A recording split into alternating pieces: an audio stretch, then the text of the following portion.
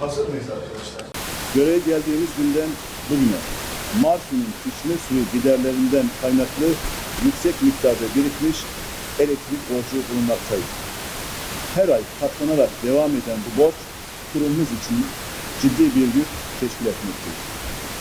30 Mart 2014'te kurulan Marsu bünyesinde o tarihten bu yana biriken ve 11 yıldır katlanarak büyüyen içme suyu kaynaklı Dicle Elektrik Perakende Satış Anonim Şirketi'ne olan 787 milyon lira elektrik borcunu göreve geldiğimiz 4 Kasım 2024 tarihinden itibaren yaptığımız çalışmalar neticesinde 31 Mart 2025 tarihinde tamamen sıfırladık.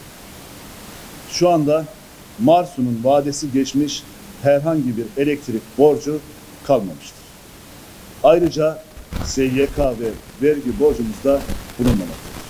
Üstelik bu borcu hiçbir kredi kullanmadan ve tamamen belediyemizin öz kaynaklarıyla kapatmamız bizler için de önemli bir başarı ve gurur vesilesidir. Göreve başladığımız gün olan 4 Kasım 2024 tarihi itibariyle 3 milyar 186 milyon 58 bin Türk lirası olan borcumuzu şükürler olsun aldığımız tasarruf tedbirleri sayesinde 1 milyar 33 milyon 248 bin Türk lirası azaltarak 2 milyar 128 milyon Türk lirasına indirmiş bulunmaktayız.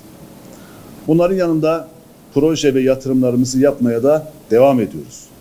Marsu bünyesinde Mardin İçme Suyu projesinde devreye alınan Sultanköy mevkii 2000 metreküp gömme depo ve şehir merkezine 7,5 kilometre ana ishale hattı.